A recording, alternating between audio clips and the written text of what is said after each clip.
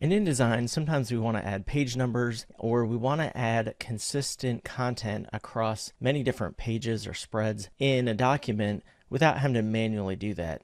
And for that, we can use parent pages. This used to be called master pages in InDesign, but now it's called parent pages, but regardless, it does the same thing. We can add page numbers automatically and it will update even if we move around stories in a document or move around different content like photo galleries. And in this video, I'll show you how to do that. So in the support file Travel Magazine, we don't have page numbers. This is just a support file to show different types of layouts that apply alignment, effective proximity, and different ideas for feature story spreads and so on. And it also has consistency, some variation or contrast, but we don't have page numbers per se in the document. Obviously the file itself has pages, but on the table of contents where it says 1, 2, 3, 4, 5, 6, that does not correlate to page numbers in this document. That's just the first story, the second story, third story, fourth story, because if we scroll and see where those are not on those specific pages, right? But in this video, I'm going to show you how to add parent pages so that we can add content such as page numbers that are automatically updated. So if you want to follow along, open Adobe InDesign and go to File, New, Document, and I have letter size, portrait orientation, and just 20 pages.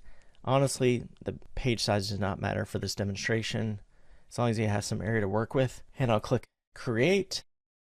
And so on the Pages panel, remember if you don't have that, go to Window, and then Pages, or just click and drag it off the side there. We have 20 pages. Up at the top, it says A Parent. If we add content to that, it will add it on the left-hand side of spreads and on the right-hand side of spreads. All right, so I'll show you what I mean. If I double-click on A Parent up here to navigate to it, now I'm looking at A Parent here, and let's just add a rectangle. I'm going to double-click this arrow here so it's got a fill and no stroke or border, and just add some kind of blue color. Just have it go off the edge. Obviously, when we print this, it would not print anything off the edge of the page. But notice over on the right-hand side, every left-hand part of a spread, basically every even number, so 2, 4, 6, 8, 10, and so on, has that content on it. So if I double-click and navigate to those pages, or if I scroll down to them, I cannot click these right now just by clicking on them with the selection tool. I will show you in this video how to do that in case we want to remove page numbers on specific pages. For example, if we had a photo gallery or if a page number got in the way of a feature story, we can remove page numbers showing up on specific pages or spreads. Now the problem with this is we do not have the content on the other side, right? Well, if I go up to A Parent, click on this rectangle, hold Alt on the PC or Option on the Mac, click and drag, and then hold Shift if we want it to be aligned. And we can bring it over to the other side, and I'm not going to make sure it's the same exact distance from the edge, just for demonstration purposes. You know, we could measure that or use smart guides, but now notice on page 1, 3, 5, 7, 9, all the odd numbers have that as well. All right, so it's adding it when we add it to the A Parent. Now I'm going to click those shapes and delete them. So let's add page numbers. If I added these manually, let's go to page 8, and I use the type tool, and I type in 8. I'll just make this larger to show up on the screen more. The problem is if I move this spread around, let's just say the managing editor at a publication said, actually, we need to move this story, page 10 and 11, and I hold Shift after I click this one to click that one as well. That needs to move up. Okay, I click and drag it up. The problem now is on page 10, we have 8. So it doesn't update by default when we manually add page numbers. So we need to add page numbers on the parent pages. So I'll navigate up to the A Parent, and let's say we wanted to add a background as well. So let's just add a shape that goes around both pages of this spread. So now it adds that background color to every single page in the document. Then let's go ahead and create a new text frame with the type tool. Don't hover over this, because if I do, it will just embed it in that shape that we just created. I like to just click and drag over here, and then now we have a text frame. So if I just press 1 on the keyboard, let's just make it larger for demonstration purposes, and I put it right here, that will not work, right? Because then it just shows up as 1 across every single even page. So 2, 4, 6, 8, 10, and 12, and so on. So back on the parent pages, let's double click that, and we have the cursor blinking here. I'm going to click and drag over that with the type tool. I'm going to delete that. I'm going to go to type, and then insert special character, markers, and then current page number. So we could also indicate next page number in relation to where we're at, previous page number, and so on, but we just want to do current page number for this purpose. It has a shortcut there. That would be Command Option Shift N on the Mac, Control Alt Shift N on the PC. But honestly, we're not doing this very often, so this is one of those tasks that I just do by clicking up at the top instead of using a keyboard shortcut, but it's there in case we want to use the shortcut. So now that added an A. That's not going to print out as A though, because if I navigate to page 2, it says 2. Navigate to page 4, and so on. And if I move these pages or spreads around, it will update as needed.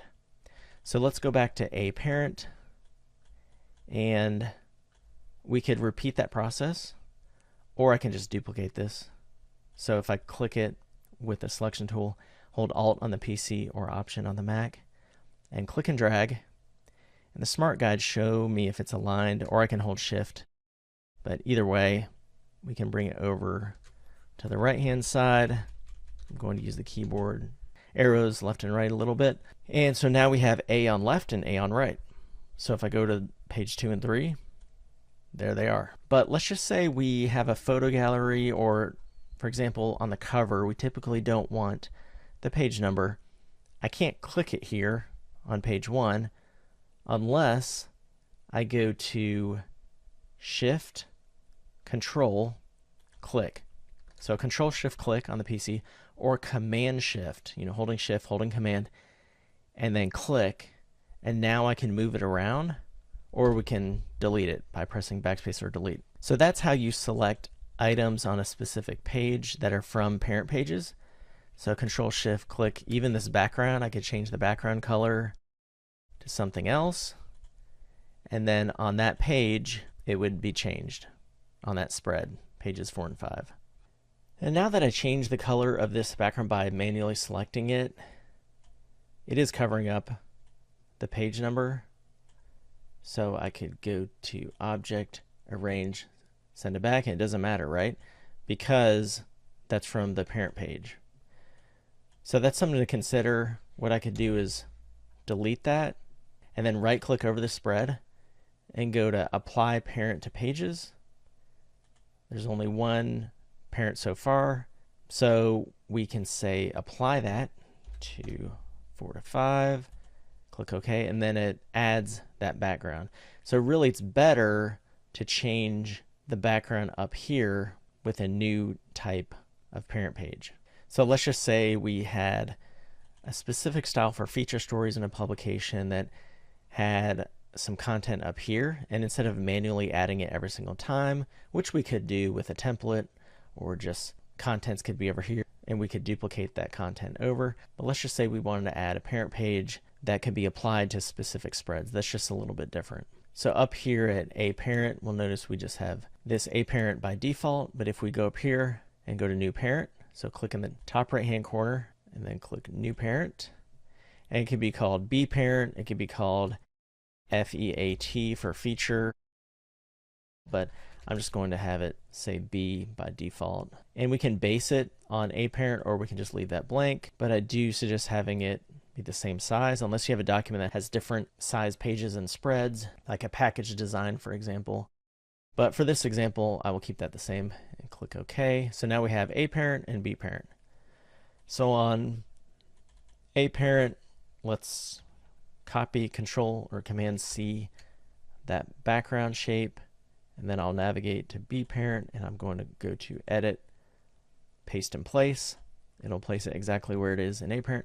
So now we have the same background regardless. Once we apply this to specific spreads, we also have the page numbers here, so I could redo that process, or I could just select both of these and copy, Control or Command C.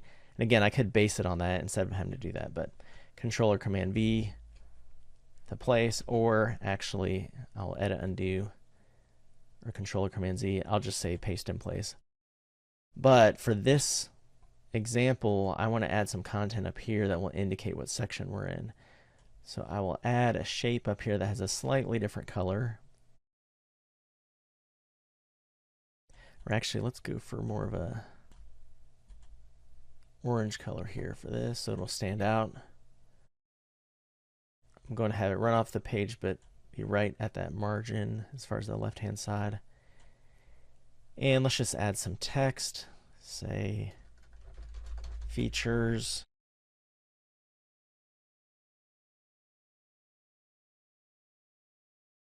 And let's make it larger. And so we have some text here. I will make this white color in terms of the text. Just double click on the T here to bring up the color picker. And so we have this on the left-hand side of any spread that we have B parent applied to. So nothing shows up with this yet. And we can also apply it over there.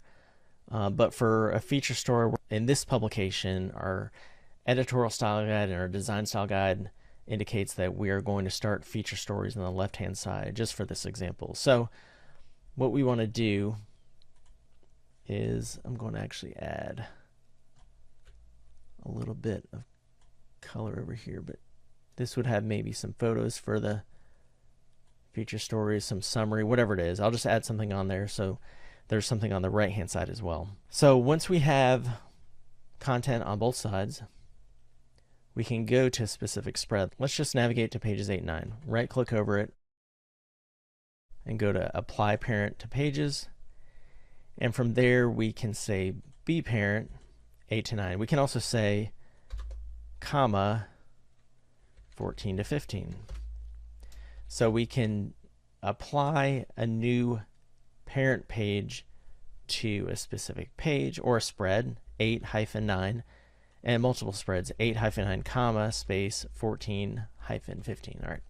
So I click OK, and then it applies it to those two spreads, as we can see here.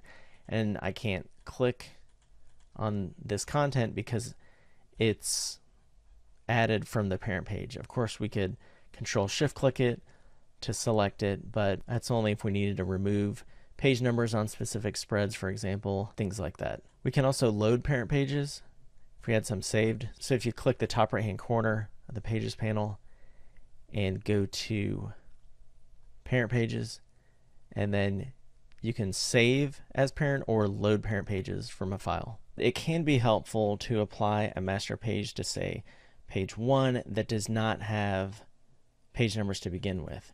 So for example, with B parent, if I got rid of the content up there and down here, as far as the page numbers, we don't have page numbers.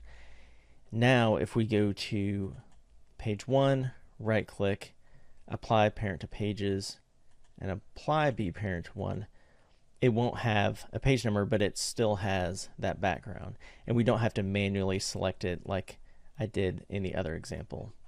Now, if we notice, this spread still does not have page numbers. That's because I have B applied to it. We can see the little A in the top right hand corner and left hand corner of these thumbnails. So left hand corner there, right hand corner there, B and A. So I can right click, apply parent A, and then it adds the page numbers back. Notice that I need to right click on this page 9 as well. Go to Apply Parent Pages, So we need to make sure that I have either 8-9 or 8 and 9 separately. Either way, with a parent, then we'll add that page number back. So now we have parent A applied to everything except 14 and 15, which again, I can right click over, apply to parent pages, a parent, and then it applies it. So that's how we add page numbers that are automatically updated to a document in InDesign, and also add content such as a background color to an entire publication without having to add it to every single page and spread. We can use parent pages. Hey there, would you like to learn valuable skills in editorial design using the popular industry standard publication layout program InDesign? These are just a few of my university students' magazines created in a class I've been teaching for about 8 years called Magazine Design and Production. After graduating, some of my students have become full-time graphic designers, layout editors, and creative specialists at various magazines and other media companies. In this course, you get hours of concise instruction where no time is wasted. You first learn the software, and then you apply editorial design principles and use InDesign to create a magazine, a brochure, and more. You can use the knowledge and skills you gain from this course to create your company's annual report. You could work toward becoming an editorial designer, or you could create your own ebook to sell through Amazon. You could also produce your own magazine to share online through third-party sites, or sell them through services like Apple's online store. You could also design posters, flyers, advertisements, or other promotional materials as a freelancer. My name's Chad Newman, and I've worked as managing editor at 2 graphic design magazines. I've also worked as advertising layout specialist and webmaster at a regional newspaper and as internet development director at an award-winning advertising design firm, and I'm a full-time university professor. I have a bachelor's in communication, a master's in journalism and media studies, and a PhD in communication. In this course, I'll show you how to quickly and easily learn and master InDesign. So enroll now and let's get started learning by doing in InDesign.